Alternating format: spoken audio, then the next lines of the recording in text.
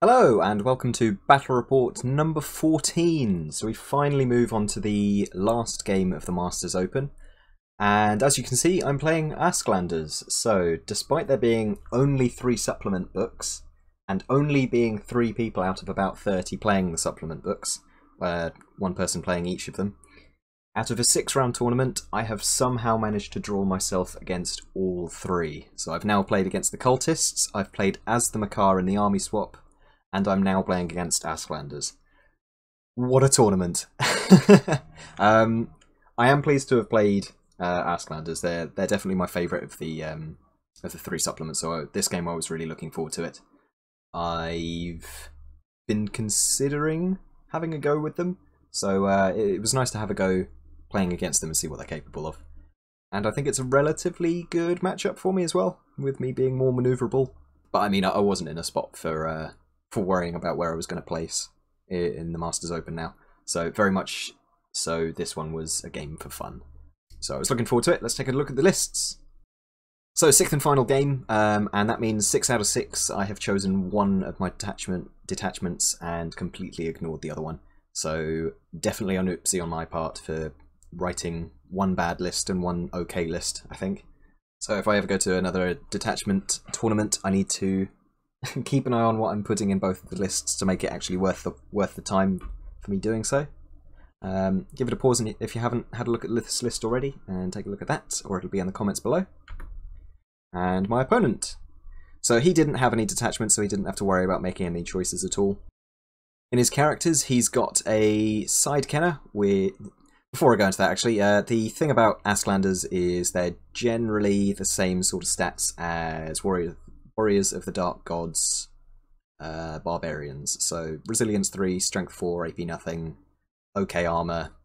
You know, if you know Barbarians, then you know Asklanders. Their special rule is Asklander Battle Fever, which gives them +1 armor if they're using a shield, or fight an extra rank if the weapons they're using is two-handed. So great weapons, paired weapons gain fight an extra rank, and shields offer an additional point of protection from both shooting and combat. So his actual list, he's got a side kenner who's a wizard master of shamanism. He's wearing light armor enchanted with the Destiny's Call for a 4-up 4-up. He's got the magical heirloom, which gives the hereditary. The hereditary for Asklanders is Frostbite. It's a universal spell. If it's cast on a friendly unit, then it gives the unit +1 armor, and if it's cast on a enemy unit, they suffer -1 armor, and that lasts for a turn. You can boost it to target 2 separate units as well. Then for his general, he's got a Asklander chief, who's a barbarian chief essentially. He's got the Jarl upgrade, which gives him 2 extra attacks, and gives him a little bit more access to magical items as well. It gives him an extra allowance for that. He's on a war dais. He's wearing heavy armor with Death Cheater to give him 4-up fortitude.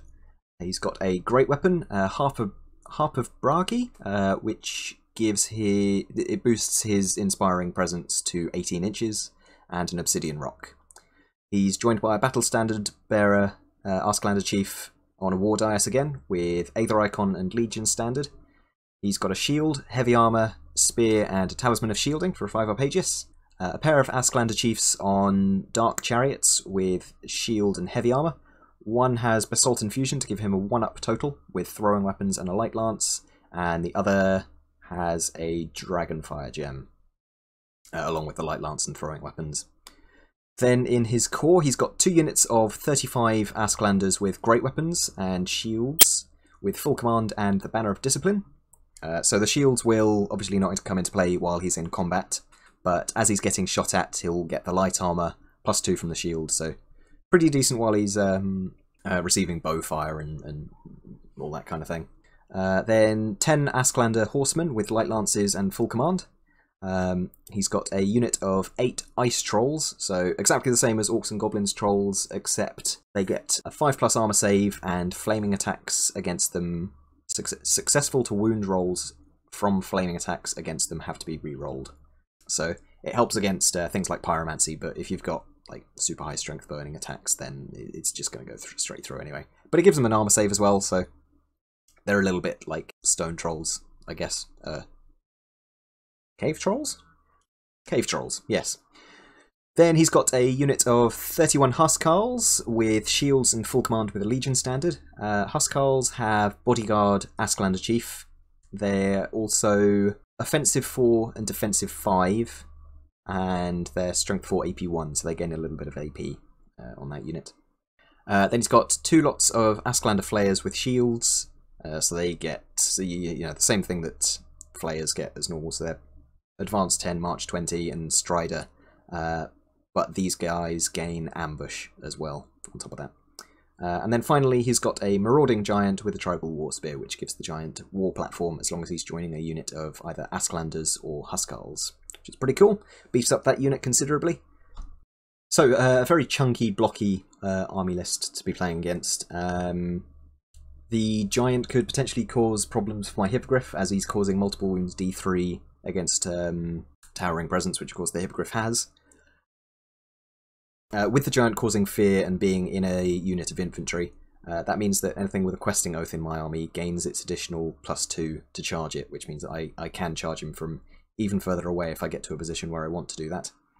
But considering how big his units are, I'm unlikely to go through in a turn unless I can get a flank charge, or I can charge with more than one guy, or I can get decent magic off to go through. So for the most part, I'm going to want to be taking off small points again and just getting myself into an advantageous situation. I'm definitely not going to be able to just charge my way through these guys. So with that, let's have a look at the field.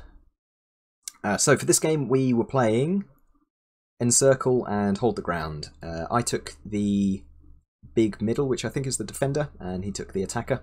And that little point in the centre is where we're going to be scoring from.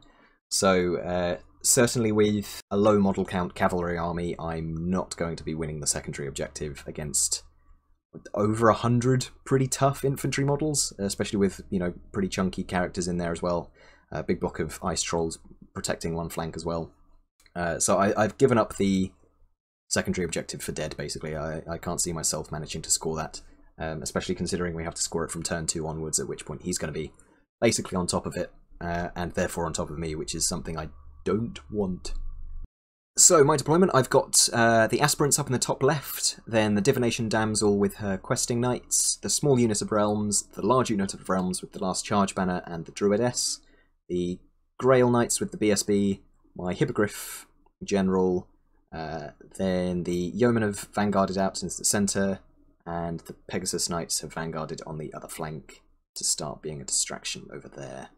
On the other side, with the Asklanders, he's got his 2 chariots in the bottom left, the Flayers deployed up in the corner where they could vanguard more towards the centre, then the unit of Ice Trolls, 1 unit of large Asklanders who have been sort of trapped by the impassable terrain and the trolls there.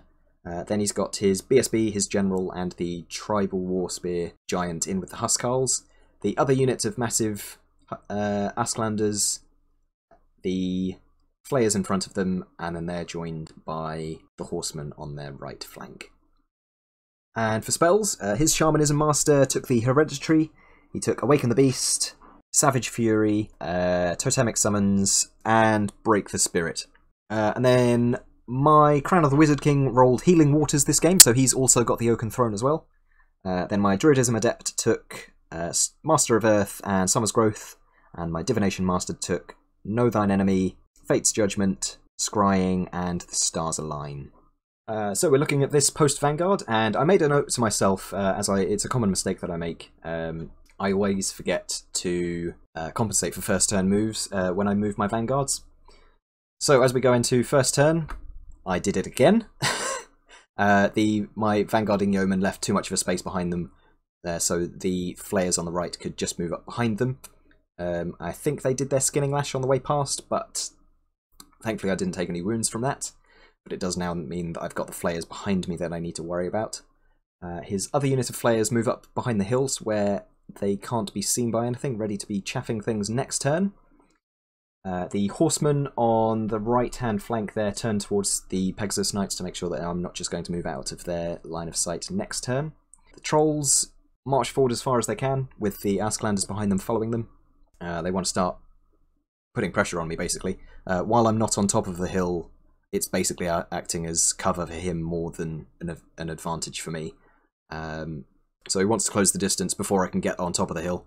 I'm going to have to spend a turn climbing the hill before I can charge off it, and if he's close enough, then once I climb it, then he just charges me. So he's in a good position at the moment as long as he can press with that. The other two, the Huskarls and the Asklanders with the characters on the other side, march up towards the centre, and the chariots turn in a little bit so that they can see the centre of the board and in front of the trolls, and move up towards my lines. In Magic, you can see up in the top left there, he's brought in a Totemic Summons, and with his Breath Weapon he managed to kill 3 Aspirants, which was a massive pain for me. I just rolled really poorly on my armor saves. I rolled like 3 1s out of the 6 wounds that he did, and then failed all my my Aegis saves, which is excellent. But thankfully they passed their panic without any general or BSB there, so that could have been really bad because that would have caused a panic on the questing knights as well. And we go to Equitaine turn 1. So as I've only got 2 of the aspirants left, they march forward to chaff up or to get in the way of one of the chariots. I march the Hippogriff over to the other flank so that he can start dealing with the chariots as well. He's going to be pretty well equipped to take them on with his Renown and pretty decent AP as well. I'm not too worried about the Totemic Summons charging me in the flank. It's not going to break my Steadfast, and then between a banner and 2 ranks, I should just break it and it'll flee away from me. So I move up closer to it to give it less options to just go around me, because of course it's random move and can only move in a straight line. I cautiously poke the toes of my last charge and Grail Knights up onto the hills that they can see over it. While he's got his flayers in the way, that's the best turn for me to be doing that. I move the Pegasus Knights back over towards the centre. They're not going to be doing any use for me on that far flank, I didn't think.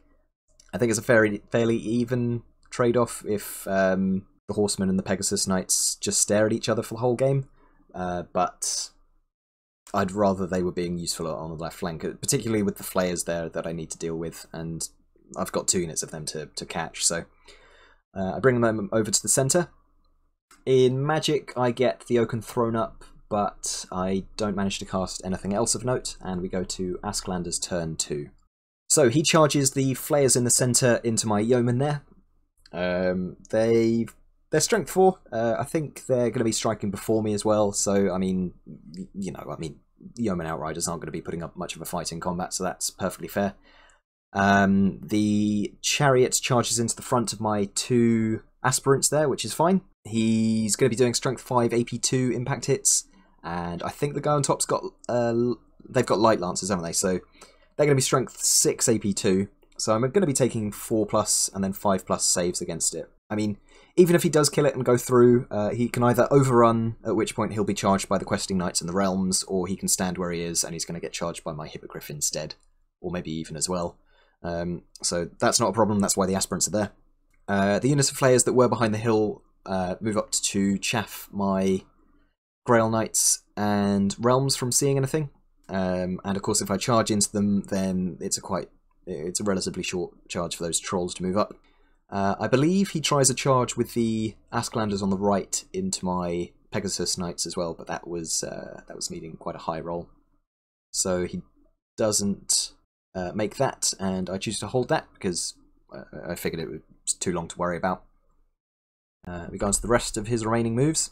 So he marches up into the centre with his character block with the Huskarls. The Horsemen, now that the flank has been abandoned by my Pegasus, turn towards the centre as well. The Cave Trolls turn off towards the left, followed by their Asklander unit. And you can see the Totemic Summons. He had pointed it in such a way that if he'd rolled at all average, he would have sat in front of the Questing Knights and chaffed them for next turn. But I think he rolled either a 17 or a full 18 to just blast that guy out of the way, and now he's sitting where he is. It just means that it's a skipping stone for my, or a stepping stone onwards for my Questing Knights and Realm Knights there. I can safely charge into the back of that, take that off, and then put myself in a really good position for the following turns. So that was a pain for him. We go to Magic for the Asklanders. I think we had a pretty small phase here. Which card has he got? Yeah, So he only gets Frostbite off on the Flayers there, changing their armor save from a 4 up to a 3 up. So, I mean, I haven't got any AP anyway, and I'm not expecting many of them to be able to fight, so that's not a worry for those yeomen. They're pretty much doomed anyway. I didn't grab a picture of it, but the Flayers proceed to kill 4 of the yeomen, who breaks and flees. He doesn't chase me, and instead turns around to face the Pegasus Knights. And we go to my turn 2. So I charge my Hippogriff into the corner of the rear corner of that chariot on the left. The Realm Knights and the Questing Knights charge into the back of the Totemic Summons, and the Pegasus Knights charge the Flayers. He elects to hold. I suppose with his flee path there, he's just going to be fleeing through all of my my Grail Knights and then the Realm Knights. So it's very sensible of him to just hold where they are. It ties the Pegasus Knights down a little bit as well. If I don't manage to go through that unit, then I'm going to be stuck there with his character staring behind me. And if I do kill them and overrun, I'm going to be facing away from them. I won't get too much further, so he'll be able to charge at me as well. So I can see why he held that. I rally that last remaining yeoman. He rolls tremendously well for his rally roll. Turns around to be used as chaff later on. And I back off with the Realm Knights and the Grails. I was worried about how far up the character block was getting, and I didn't want them to come round the corner of the hill and then charge into the flank of my buses. It also looks as though I've charged the Hippogriff into that other chariot, so I charged that first chariot, the one in the ruins now, and then redirected into the one that I have charged, and he took 2 wounds going through the Dangerous there, which is unlucky. We go through to Magic. I get Summer's Growth off on the two remaining aspirants on that far flank and grow them back up to a unit of 4, which is excellent. With the attribute left over, I also grow back a yeoman as well, which is the first time I imagine anyone's grown back any peasants with Druidism. And then we go through to combat. Unsurprisingly, the Pegasus Knights do go through the Flayers and overrun through up to my line and then bounce into the yeoman. My Hippogriff Duke, though, rolls poorly enough that I fail to do enough to kill the chariot, and then despite me charging it in the flank and then doing 2 wounds to it, he makes his break test. So I'm stuck there now with a unit of 8 ice trolls behind me, needing a 5-inch charge into my rear, which is very, very bad news for the poor Duke. He might be seeing himself chased from the field by a load of trolls if he's not careful. And the Questing Knights and the Realm Knights there make very short work of the Totemic Summons. I choose not to overrun, as it's not going to carry me into the chariot combat, and it's just going to take me closer to the trolls, which I don't want. So I sit still there, and we go through to Asklander's turn 3. So with the trolls needing a 5 to make it into the rear of the general, they promptly fail, which was so very lucky on my part, and really very unlucky on my opponent. I've really been let off the hook by that. He charges the Pegasus Knights with his Huskarl block, which I promptly flee from. I'm not having any of that, thank you very much. They flee through the yeomen, who panic and then flee off the board, which is a shame, but I mean, you know, with the 1 left from last turn, I'm not too worried about that. Post moves. The 2 units of Flayers there, he was just testing where he might be able to get his, where he might want to go with them. Of course, that's the beauty of UB, is printing off more units and seeing where you might want to go with them. But he decides to go with slightly further over to the right to block my Grails from getting a long charge into his characters, and he starts moving up a little bit more aggressively and scoring another objective point this turn. At the end of next turn. So he scored the objective at the end of last turn. But I mean, as I said, I'm not going to be scoring the secondary objective this game, so I'm not worried about that. He's just moving up more aggressively, so I need to deal with this left flank before I can turn around and start worrying about that second unit of Huskarls and Asklanders heading for me. We go through to Magic. He casts Awaken the Beast for +1 resilience on the trolls. He's worried about the realms, the quests, and potentially I could kill the chariot this turn and turn around and then charge the trolls. And if I manage to get that many units into them, then I should just break them on combat res and go through. So he's put the toughness on there to buff them. He's also put Break the Spirit on my Grail Knights to give them a -1 to hit in combat. It also makes everything into dangerous terrain for them, dangerous terrain 2, but I've got a Stalker standard on there, so that bit is nothing to worry about. It's just the -1 to hit. Oh, and I forgot to mention that the Chariot in the Ruins rallied, so he turns around ready for next turn as well. So we go through to combat, and I've failed to do enough wounds again to kill that Chariot, so it's really swung back in the potentially in the favour of the Asklanders there, and he passes his break test again, so the Hippogriff is still tied down with the Trolls stuck behind him. It will be my turn next turn, but it does mean that he's not free to then deal with either the Trolls or the Chariot, which is very, very bad news for me. Or potentially bad news. It just delays me, which, you know, it gives the Asklanders more time to catch up on the other flank with the characters in the other unit. And we go through to my turn 3. So I continue to back off with my Grails and Banner of the Last Charge unit. They've moved in such a way that they can see round the hill towards the Trolls now, so if they move up any further next turn, I'll be able to countercharge with them. The small unit of Realms charge the other Chariot in the Ruins. One of them dies as I touch the Ruins going into them, but I figure with the combat res there I should be able to... Well, I mean, if the other Chariot's anything to go by, I won't, but hopefully I'll do enough damage to go through and get past the Trolls and the Asklanders. Thankfully also the Pegasus Knights rally up at the top of the board there, and I shuffle my Questing Knights a little bit backwards to give the Trolls a little bit of a further distance to charge me. In Magic, I cast Fate's Judgment on the Trolls, trying to get a couple of wounds on them, but I miscast on and get myself a 4/4, so I've forgotten that spell for the rest of the game. I also get Stars Align on the Hippogriff in the combat with the Chariot, hoping that finally this will be the turn that I do the final wound to that Chariot. And I put the attribute, which may have been too far away actually, but I put the attribute on the Realm Knights down at the bottom. No, that is close enough, because I've got the Druidess within 12, I get an extra 3 inches, so I was just about in range to put Guiding Light on the Realm Knights at the bottom. We go to post-combat, and I finally kill that Chariot, so I get to reform with my Aspirants and my Hippogriff facing back in towards the centre.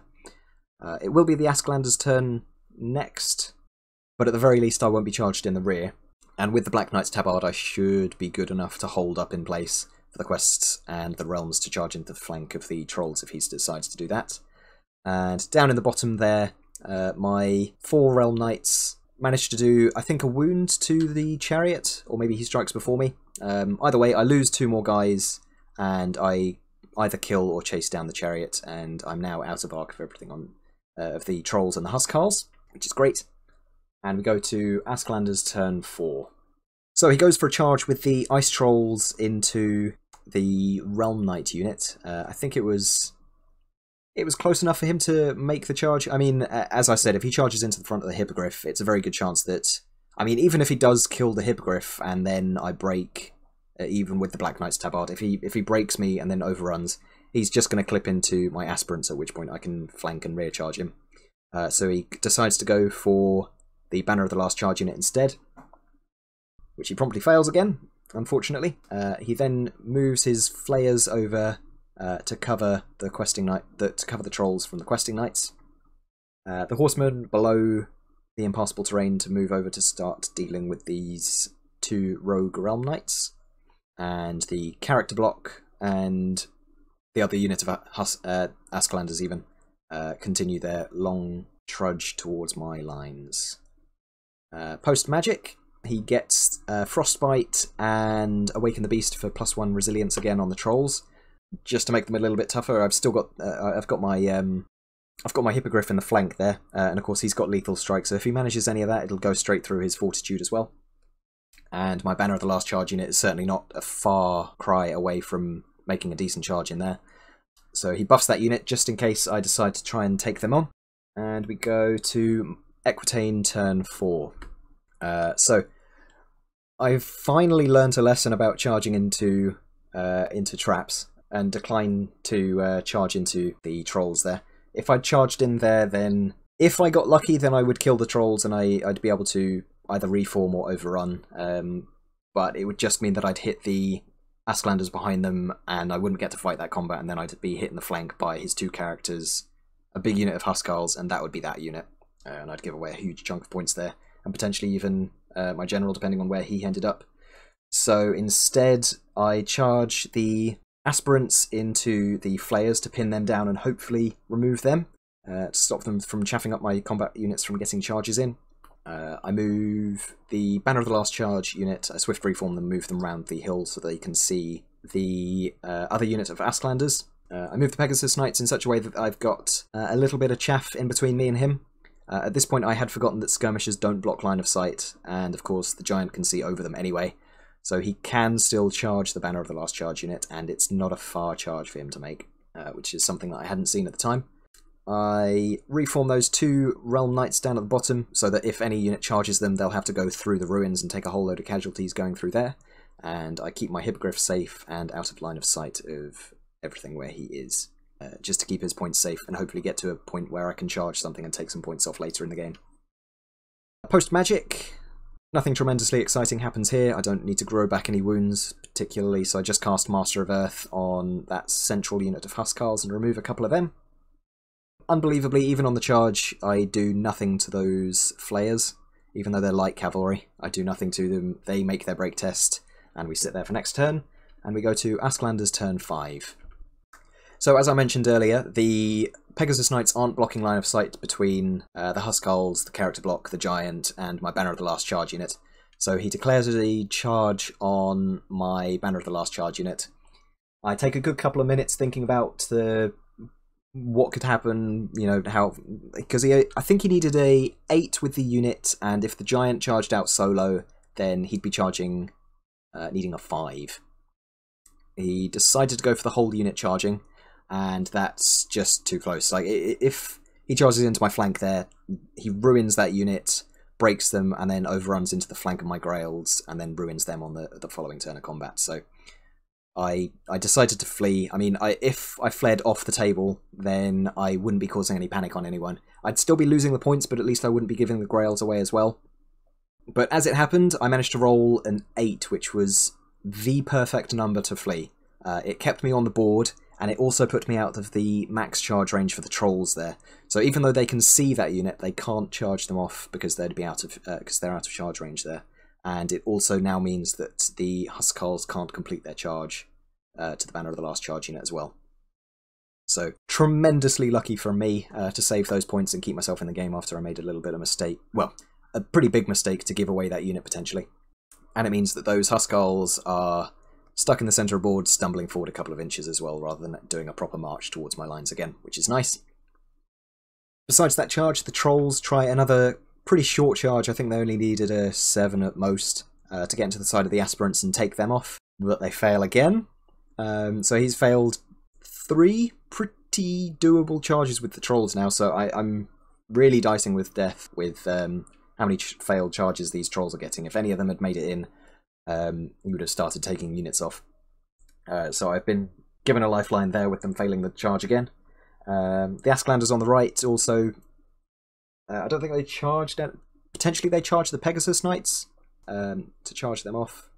Either way, they don't move particularly far. I think maybe he just doesn't want to get too close to my Grails and give them an easy charge around the Huskarls.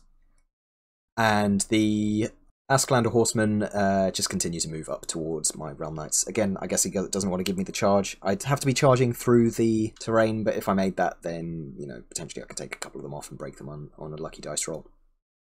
So I forgot to grab the pictures for it, but in his magic phase, so I don't know whether you'll be able to see, but if the combat goes well with the Flayers and the Aspirants there, if I can finally break that unit, my Questing Knights have a reasonable charge into the front of the Huskarl block there, because I can see the corner of that unit. And because they've got the Giant in there, I get +2 advance there.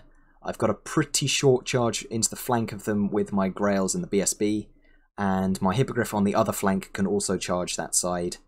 So as long as the combat goes well with the Aspirants, and I can charge the quests out, then I'll get 3 units into the front and either side of the Huskarls, at which point I should take off his general, his BSB, that big block of Huskarls, and the giant.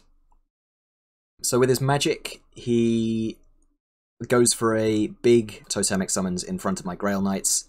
I throw all of my dice at it, and I roll low enough to not dispel it. So my Grail Knights are now chaffed in such a way that I cannot charge just the quests. So regardless of how the Aspirant combat now goes, I can't charge the quests in there, even with the support of the Hippogriff, because I won't be breaking Steadfast. So even if I win combat there, he'll be Discipline 9, probably with a reroll, as long as his BSB is still alive. So that's a pain, and then with the remaining dice, he also casts Break the Spirit on the Questing Knights, so they won't be charging. Even if I could charge in the flank and break their Steadfast, I shan't be, because I'd lose too many knights going on the way in. In combat, the Aspirants and the Flayers do basically nothing to one another. I think I kill a single Flayer this turn, and they pass their break test again, and we go to Equitaine turn 5. So this is after my charges. I've charged the Grail Knights into the front of the totemic summons there, who I think killed one of me with a breath weapon, actually. I've backed off the quests away from the Aspirants. If the Trolls charge in there, I don't want to be close enough that he can potentially get an overrun on me. I don't want to be close enough for him to panic me as well, because I'm not in range of my General or my BSB. I've shuffled the Realm Knights in the bottom left in such a way that if I get charged by those Horsemen, every single one of them will be taking a Dangerous now, which is great. And I thankfully managed to rally the Druidess with those Realm Knights up there. I then skip the Hippogriff over the top of that Huskarl unit, Asklander unit even, so that I'm in the centre of all of his units there, ready to make a charge against anything in case anything comes up in my last turn. Post-magic, I cast Know Thine Enemy on the Aspirants, so that they are more likely to hit and striking before the Flayers there, hopefully in an attempt to finally break that unit. I also kill a couple more Huskarls with Master of Earth. Besides that, nothing else happens. So in combat, unsurprisingly, I smashed through the Totemic Summons, and I also didn't want to be in arc of the Huskarls, so as one of his chiefs has got the very corner of his base on top of the hill, he can see me, so I overrun. Even if it means I don't get to charge next turn, it means that I can be safe in my turn 6, and I'm not going to give away those points. It also gives me a much shorter charge into those Asklanders in front of me. And in combat, the Aspirants and the Flayers continue to throw pillows at one another. I do kill one of them, but he passes his break test. So on to Asklander's turn 6. The Troll... So this is after combat and everything. The Trolls finally make a charge roll into the flank of my Aspirants, and then predictably sick up on all of them, kill them all, and then overrun. They needed a 4 or a 5 to get off the board, and they roll a 3. So they're now stuck on the board, exposing their flank to my Banner of the Last Charge unit and my Questing Knights, who are on an auto charge, which could potentially... Well, I mean, with the combat res going in, I should just auto break that unit. I'll break their Steadfast, and then they'll be rolling on Discipline 4 because they're so far away from their general now. So we go to my turn 6. I declare a whole host of charges. As it's the final turn, I don't need to worry about any counters or anything. The only thing that my general can see is the back of the Trolls, so with a long charge like that, I mean, they cause fear, so it's more speculation, if anything. If I make it in, then it just makes the breaking them that little bit easier. I charge the Grails into the front of those Asklanders on the side. I don't think I'm going to break Steadfast, but, I mean, I might take them down to half points, I might make them flee. We'll see what happens. I'm not going to lose my Grail Knights going in there, so I thought that was worth going for. And I declare with the Banner of the Last Charge in it as well. I only make it in with the Grails and the quests, and that's the final picture now. So in the Troll combat, I cast Know Thy Enemy and Stars Align on the Questing Knights. I try and get Healing Waters off on the Grails just to keep them alive. If I can keep all of my ranks alive, then there's a chance I could make it all the way to the point where I break their Steadfast, but that's dispelled. So the Questing Knights managed to do a single wound to the Trolls. I go through their armor save, of course, but he rolls really well with the Fortitude. He only takes the 1 wound. He then throws up on me with 2 of them. I save both of them, I think, which means that I auto-break the Trolls and they flee off the table. So I earn their 600 points there. just on the fact that they didn't roll high enough to leave the table last turn. So that was very lucky for me, and catching them in the right place at the right time. The Grail Knights on the other flank kill 16 Asklanders, which brings them to a point where they are not steadfast anymore, and then their returning Great Weapon attacks kills one of my guy, which regains their steadfast, and they pass their Discipline 8 roll, which takes us to the final score of a 10-10. I'd managed to kill more points, and killing the trolls at the last moment as well brought it back up to a draw, and of course he scored the secondary objective, him being the blocky infantry army against my cavalry. So it was a really, really cagey game. Lots of very poor rolls, especially on the left-hand flank, just taking ages to kill that chariot character. And then the trolls failing multiple charges, and then the flayers and the aspirants flailing at one another for several turns, just not doing anything. My Banner of the Last Charge unit and my Hippogriff basically did nothing for the whole game, but I managed to kill enough that I kept an even share of the points. So I think I did well, considering I certainly could have done better. I was relying on some poor rolls with the trolls to keep me safe, but lessons learned, and it was a good fun game, and it was really good to see the Asklanders in combat. And that leaves me with a total of 53 points from my 6 games at the Masters Open. I suffer a 2-point penalty for a list discrepancy, unfortunately, but it doesn't change my placing at all. So yeah, really, really good tournament. Thank you very much for the organisers for arranging it and putting it on. And we're looking forward now to the Scottish Championships, which by the time this video goes up will be happening imminently. So thank you very much for watching, and I will catch you in the next one.